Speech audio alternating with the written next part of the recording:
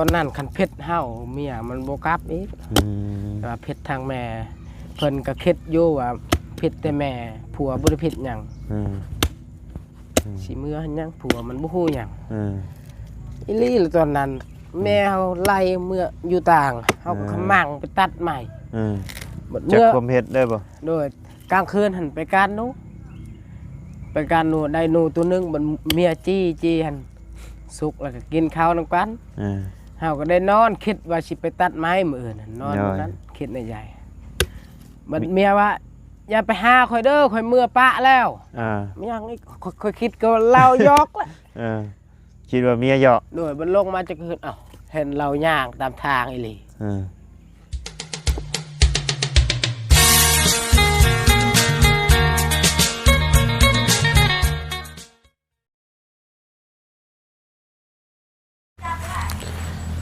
ทักทายกับสบายดีเด้อเนาะพ่อแม่พี่น้อง FC เบิร์ดสุขุสุคนเนาะบ่ว่าอยู่ในและต่างประเทศก็ยินดีต้อนรับเข้าสู่ช่องบ่ไรคือเก่าพี่น้องเอ้ยเปิดคลิปเปิดภาพมาตอนนี้ก็อยู่ทั้งบ้านน้องอาเจืองเฮือนน้องอาเจืองคือเก่าเนาะพี่น้องเอ้ยหลังจากที่มื้อวานก็ไปหาทางน้องหัวเพิ่นเนาะพี่น้องเอ้ยก็มันค่ำพี่น้องก็เลยบ่ได้แวะหาทางน้องเพิ่นซ้ำเนาะออกมาได้พุ่นกับคำก่อนแหละพี่น้องผู้พี่น้องมาวันนี้ตั้งเสาแล้วบาทนี่โอ้คักพี่น้องเพิ่นย่อแล้วแต่เช้าหัวนี่เจียง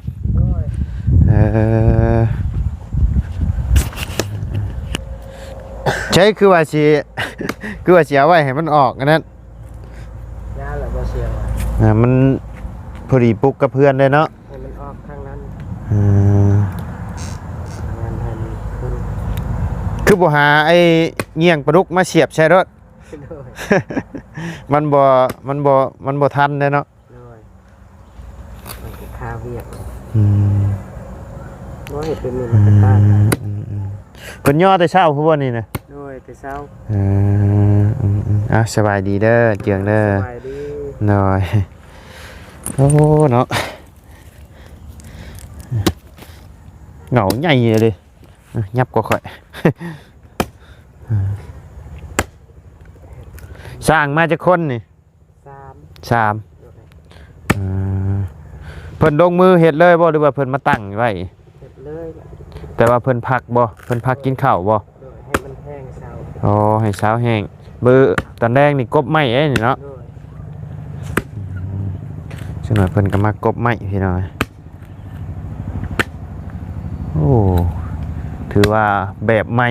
อีกแบบหนึ่งได้พี่น้องไงเฮือนเจืองนี่ต่อเสาเนาะยังในทีมงานเฮ็ดมานี่ยังบ่เคยมีแต่เฮือนน้องแพนพี่น้องไงที่เฮ็ดเสาต่อดังที่สองก็เป็นของน้องเจืองเพิ่นนี่แหละพี่น้องในราคาสร้างงบค่าสร้างจักล้านนี่เจียง16ล้านโอ้ก็ถือว่าโอเคอยู่พี่น้องไงเพราะว่ามันต้องเทพื้นแล้วก็ต้องต่ออีกมันหลายขั้นตอนเนาะโอ้ซัมซิยูบัดนี้เจียงไงดีใจแฮงเนาะคิดบ่พลาดว่าสิได้บ่คิดเนาะหนีบไม้ให้นะแต่ว่าทางทีมงานเพิ่นมาแจ้งขาดเดืออย่างแน่ตอนนี้ที่ว่ายังขาดทางบ่เชียงเพิ่นได้บอกอยู่บ่โดยยังอย่างแน่ยัง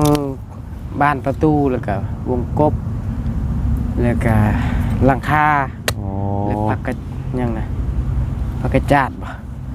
พาไมชุล่าพาไมชุล่าโดยพาไมชุล่าพี่น้องโอ้ขวนเจ้านี่ก็เข้าคักดีเนาะโดย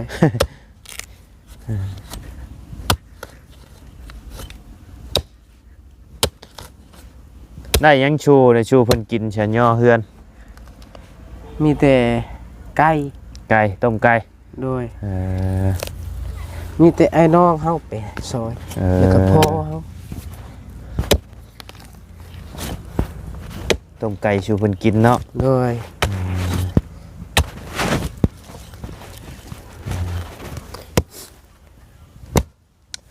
ที่แรกว่าสิปลุกอยู่แจนั่นเนาะ โดย แต่ว่ามัน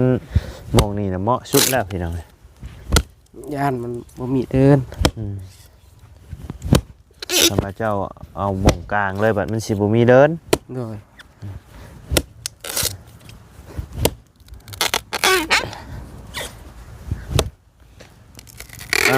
เมียไปใช้ใช่เมีย จักแล้วเมียไปเล่นในบ้าน พาลูกไปเด่นบ่ โดย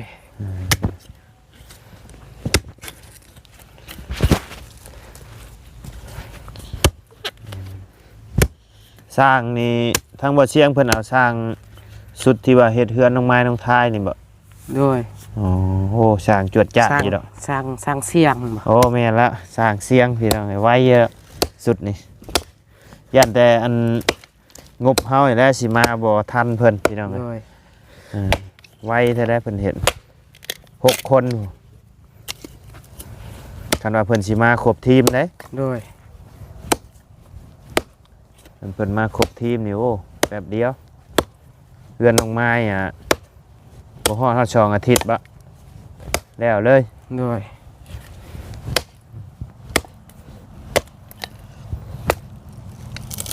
เคยบอกกับเมียอยู่ว่า เคยคิดกับเมียอยู่ว่าบ่สิได้แน่นี่ บ่เคย บ่เคยเนาะ โดย ตอนนั้นแบบเมียก็เมื่อเฮือนหลังกับบ่เคยก็สิคิดแบบว่าสิได้เฮือนใหม่ น้อย มีแต่เฮาตอนนั้นก็มีแต่อยากไปตัดไม้ในป่าไปเฮ็ดเฮือนยานเมียเมื่อเฮือนหลัง น้อยยันเมียเมื่อเนาะ โดยครับเฮาก็ว่านํเมียว่าน้อยๆก็ว่าเฮือนเฮาใหญ่ก็เฮือนเขาแล้วบ่คิดว่าฝันว่าสิได้เฮือนแบบนี้ ก็เป็นบุญวาสนาของทางเจ้าหั่นแหละเนาะ โดย ที่ทางบ่เชียงได้ไปพ่อทางเมียเจ้า โดย ก็ได้เชื่อมโยงให้มาให้ได้เท่าซุมื้อนี้พี่น้องเอ้ย โดย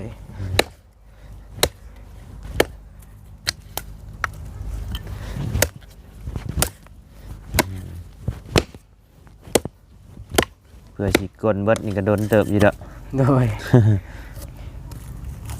คอยพันออกเทื่อละน้อย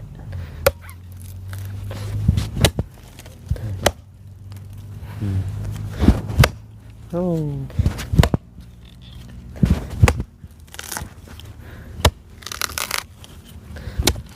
ยังมีขายอยู่บ่ขวนเนี่ยนี่ จักเลยคนนี่คนมูล ขวนมูล โดย เออ ควรตัวนี้ยังค่ะเอิญว่ารอดบ่รอดรถตังพอเขาตี เออตีเอา โดย ขักกันดีเนาะเข่าขักกันดีตีเอาเองบ่นี่ โดยตีเอาเอง อืม ตะเกียมเป็นหลอดเป็นหู้นี่ อืม แล้วก็ตีเล็กมักใหญ่ อืมเข่าขักกันดีเนาะ โดย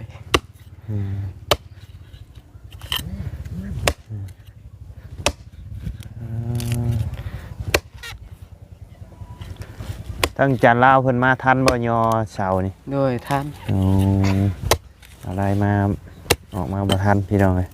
มีเพิ่นย่อแล้วก่อนนี่ไผแน่เข้ามาทัน เบาบุญมันป้าแล้วก็เบาเสียง อ๋อ เบาลาว อ๋อเพราะว่าอยู่เหนือตอนนี้ก็มีอยู่3 คน โดย เนี่ยปวดหัวก็เลยออกมาซ่าเนี่ย โดย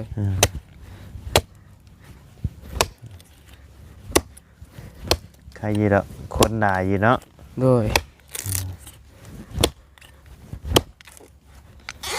พันได้จักมือเลยอันกอนี่จะนี่ 3 มือนี่แล้ว ชามือนี่เลย โดย เอาถิ่มลงนี่บอตัวนี้นะ แม่น มันเหงาใหญ่เนาะ โดย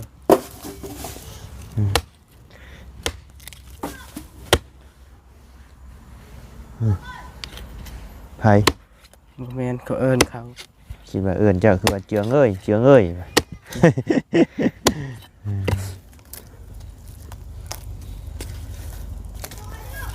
ถือว่าค่าสร้างนี่ครบแล้วเนาะ โดย ครบแล้วพี่น้องมีแต่มีน้ำไผ่แน่ค่าได้ค่าสร้าง มีนำเบาบุญบรรป้าแล้วก็เบาเสียงแล้วก็ลุงเฮิม ลุงเฮิมเนาะ โดย ลุงเฮิมยังดุดหน้าให้น้องพรเพิ่นอยู่ โดย เพิ่นแหละดุดให้ดุดหน้าแล้วเพิ่นแหละเพิ่นสิขึ้นมา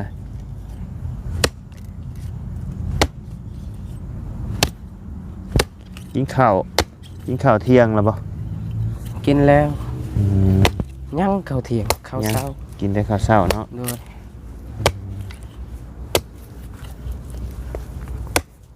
โอ้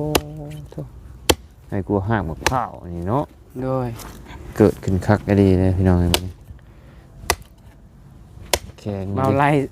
เอาแล้วบ่สูตรนะ ยังอยู่ ยังบ่ทันได้เอายังบ่ทันได้เฮ็ดอยู่ โดยเฮ็ดลองเบิ่ง เมื่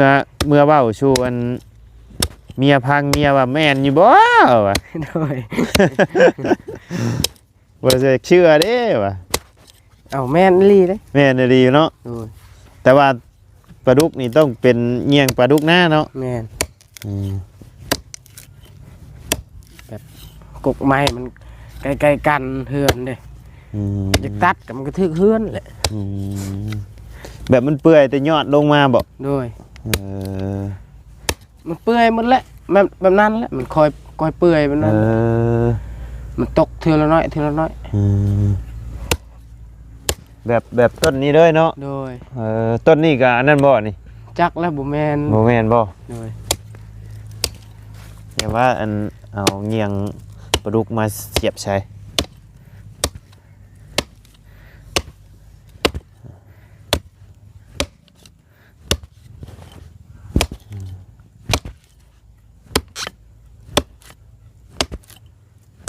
ลุงหนวดเราก็บ่เชื่อเราว่า โด บ้าย เราว่าแม่นบ่เราว่า ลองเบิ่ง ต้นหยังก็ตายเบิดเนาะ ต้นหยังก็ตายหมด อื มีแต่ต้นอันนั้นแหละต้นไม้ต้นนี้ ต้นดูนี่มันบ่ตายเนาะ แม่นคันมันมีแกนแล้วมันบ่ตาย อืม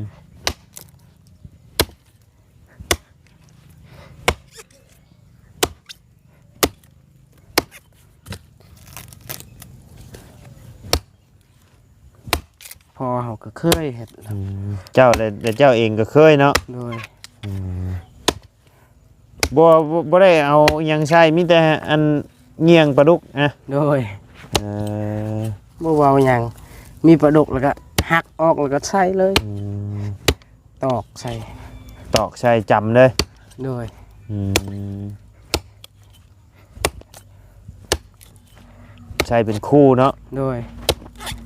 เขาใช้หลายอันก็ได้บ่ ลายอันก็แห้งคักแล้ว เออยันว่าเป็นสูตรของเพื่อนใช้ได้แต่สองอันนะ บ่แม่นแบบยานเชื่อหรือบ่เชื่อหั่นนะ อ๋อ เชื่อหรือบ่เชื่อลองเบิ่งอันหนึงหั่นนะ โดย ลายอันแห้งกระเต็กอีก เดี๋ยวเมื่อก่อนสิลองเบิ่ง โดย มี ลอง อยู่ต้นไม้ที่อยากลอง โดยมีคันมีอยู่แห้งคักคำบุ อืม แบบมันใกล้ๆเฮือนกันเลยแบบอยากลองซื่อๆจะบ่ให้มันตายหั่นอยากลองซื่อๆบ่ได้เลยนะ บ่แล้วอยากให้มันตายนี่แหละ อยากให้มันตายหั่นได้อยู่ อืม ลองมีแต่ลองบ่ให้บ่ ลองให้มันตายแล้วต้นนั้นอยากตัดถิ่มอยู่แล้วเด้ โดย มันติดกับเพื่อนเด้ ได้เลย ได้เนาะ บัดบ่ให้มันตายมันลองซื่อๆหั่นถึงนั้นมันก็ตายมันก็ยากอีก ก็มั่งอีกบ่ โดย ประมาณจักมื้ออะเจียงจังเห็นผล ประมาณใช่นะประมาณอาทิศปลายแล้วก็เหี่ยวเลย อืม ใบยอด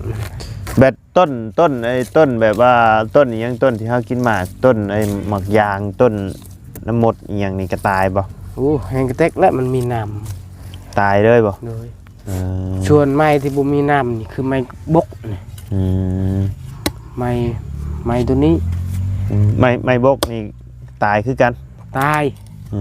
ม เขาเคยเห็ดไม้บกนั่นแหละ อืม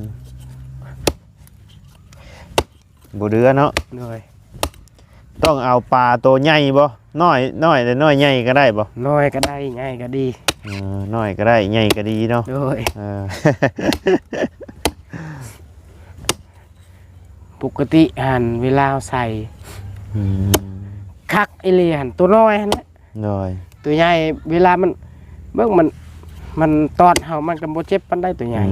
ต้องเอาตัวน้อยเนาะ แม่นตัวน้อยนี่เจ็บ ต้องเอาเงียงปลาดุก แต่ว่าคือกัน หน้าพี่น้องเลย แบบคือว่าตัวน้อยย่านมันไวกว่ามันตายไวกว่า โดย ตัวใหญ่มันก็ตายคือกันแต่มันก็ช้าเนี่ย โดย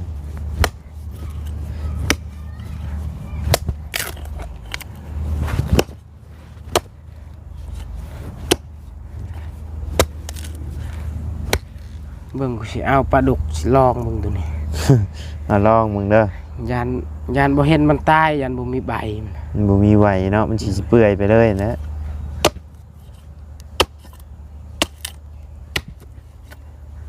และพันเอานี่แหละตัวนี้ โดย เดี๋ยวข่อยสิเมื่อลองหรอก โดย บ่ได้ตายได้นี่สมมุติจะปะไว้นี่จะปงขึ้นอีกคือเก่าเลยนี่ ว่ามันหอมแล้วมันก็ตายมันอยู่ตารางเลย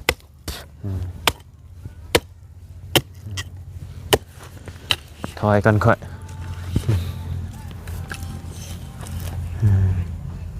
ลิน TikTok ใช้โทรศัพท์เครื่องใหม่นะ อยู่อูอะ อยู่อู โดย ก็เห็นคอเป็นเพื่อนอยู่ยังบ่ทันได้รับอยู่แม่นบ่ จักเลยบ่ได้เบิ่งป้าผู้เพื่อนหลายลิ ได้บ่ โดยผู้เป็นเพื่อนทางเขาแชทมามีแต่สบายดีน้องเจียงน้องห้าง มีแต่ FC นะฮะ โดยเฮาก็ฮับหมดแล้ว อ 2-3 มื้อแล้วฮับมันยังบ่หมดอยู่ FC นะ โดยก็ขอบใจหลาย อ่า บ่เป็นหยัง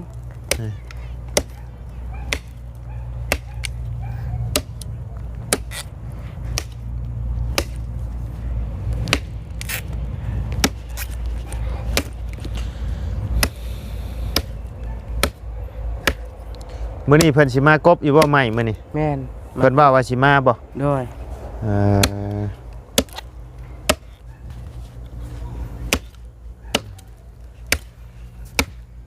มาบากเสาบากหยังนี่แหละเนาะ โดย โอ้ยไอ้ต้นกล้วยเจ้านี่ก็ออกอีกแล้วนี่ ลูกปลูอยู่ มันออกตลอดเลย อืม ยามแรงให้กระเทกมันออก นั่นมันยังออกปล่อยให้มันออกก็แล้วได้กินหมากย้อนมาจ้ะ ยันมัน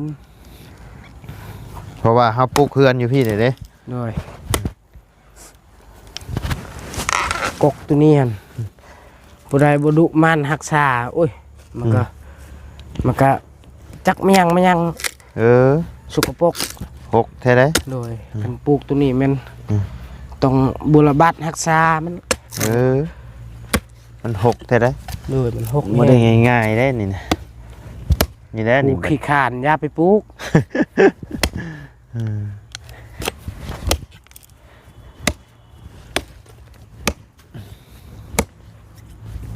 เข้าคักกะลีเนาะควรนี่กะ โดย โอ้ต้องคนพันเป็นอีกเด้พี่น้องครับพันบ่ถึกจังบะนี่กะบ่เข้าคือกันเด้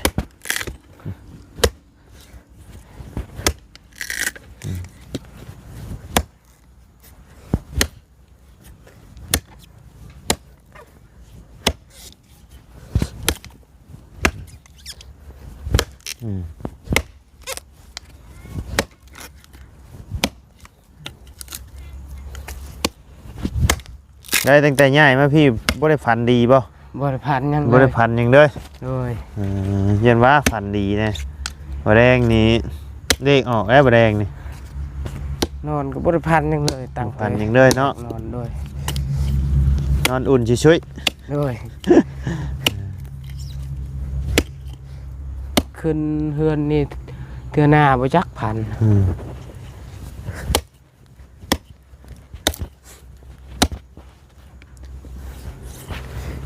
เสากลางเนาะพี่น้อยน้ำเต้าประเภทนี้คล้ายๆกันเนาะ โดย ยอดอ้อยยอดคูนยอดกล้วยพี่น้อยเจ้านี่นับถือศาสนาคริดบ่ แ แม่น อ๋อเวลาวันอาทิตย์นี่บ่ได้เฮ็ดเวียกเนาะแม่นเนาะ บ่แม่นเวียกวันอาทิตย์ก็เฮ็ดได้ ศาสนายังจะจัน ก็ ที่ว่าวันอาทิตย์เพิ่นไปร่วมไปหยังหั้นนะ วันอาทิตย์แม่นพระเยซูนั่น นั่นแหละ บ่แม่นเฮาบ่ได้เข้า เจ้าบ่ได้เข้าบ่ โดยเข้าแบบเยซูอันเวลาเจ็บไข้นั่นบอกผีบอกหยังบ่ได้หรอ มีแต่ เพราะเจ้านี่นับถือศาสนาผี เนาะโดย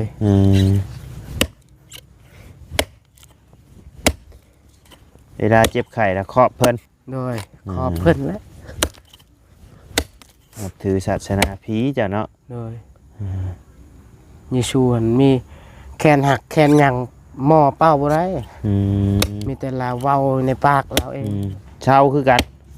จักแล้วบ่เคยเห็น คำแบบคือเฮานี่บ่เข้าพระเยซูนี่เศร้าอีหลีแขนจนหักแขนแล้วเข้าเป่ามันก็เศร้า อ้ายก็คือกันแขนหักไปเป่า คือการเบื้องนี้แหละ จนคด เฮาเฮ็ดหยังบ่ตอนนั้นเฮาทางส่วนแม่นแหละเฮาทางส่วนบัดทางจับจักบัดพาดมันถึกไม้ถึกไม้แต่ว่า มันก็แทกเลย โดยมันแทกมันหักออกเลยมือตัวนี้มันแห้งพูดเฮาเฮ็ดแบบนี้หักออกเลย บัดอ้ายบัดโดงหงเฮียน โดย แล่นหยอกกันล่มทับกัน โดย แขนหัก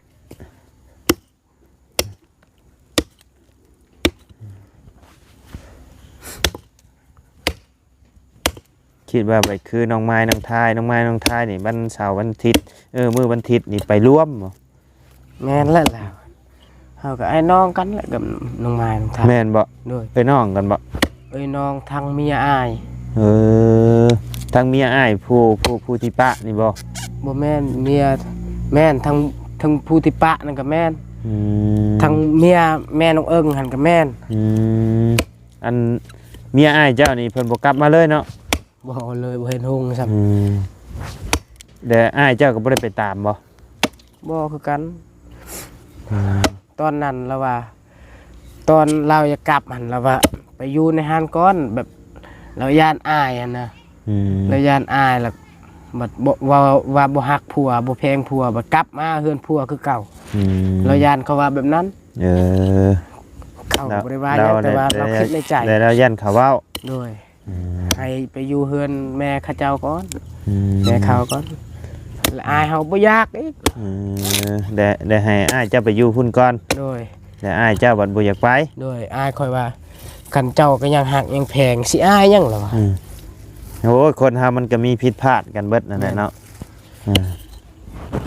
ผัวกับเมียก็ซ้ำดินกับพันนั่นแหละ โดย ก็ต้องมีปากมีเสียงกันเป็นเรื่องธรรมดา แขวยังกลับลีนอยู่ อ่า เวลากินข้าว ประเทศได้ มันบ่มีผัวเมียคู่ใดหรอกที่ว่าสิบ่ให้บ่เว้าบ่ว่ากันนะมันต้องมี โดยแบบคอยนี่คือกันกับเมีย เวลาเมียหายเนี่ยเฮาบ่ได้เว้ากันเลยเฮาบ่ได้เถียงกัน ก็คือกันนั่นแหละไผกัน เวลาเมียหายนี่เฮาเอาผ้าหยังไปชวน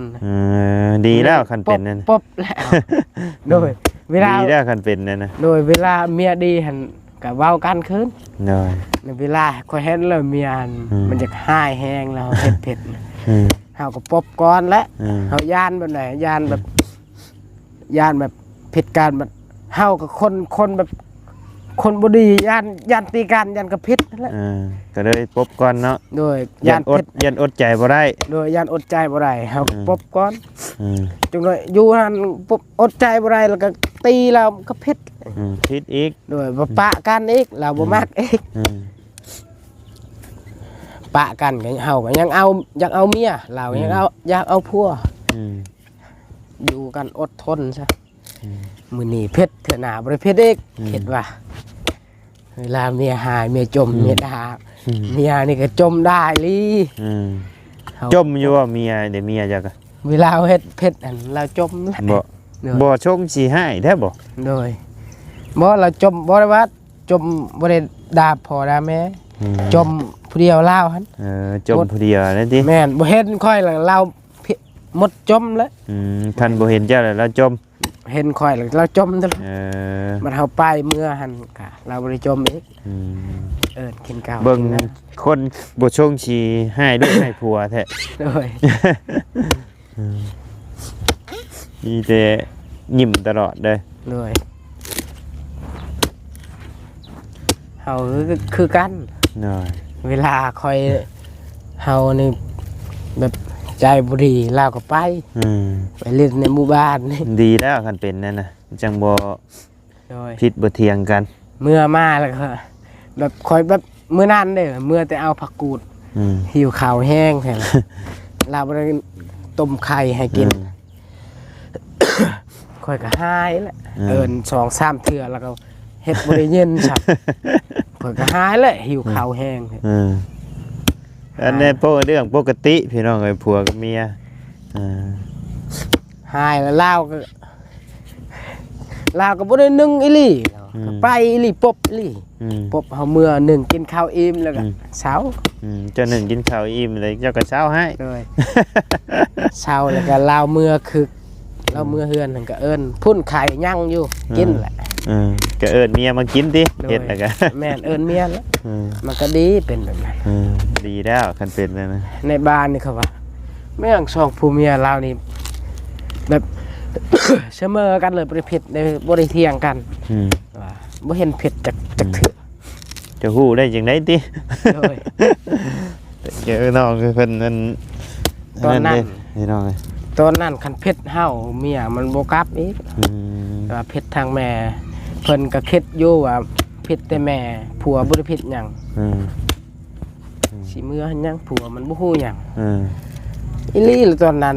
แม่เฮาไล่เมื่ออยู่ต่างเฮาก็ขมั่งไปตัดใหม่ จัก เมื่อ ความเฮ็ดได้บ่ โดยกลางคืนหันไปการหนูไปการหนูได้หนูตัวหนึงมันเมียจี้หันสุกแล้วก็กินข้าวนํกัน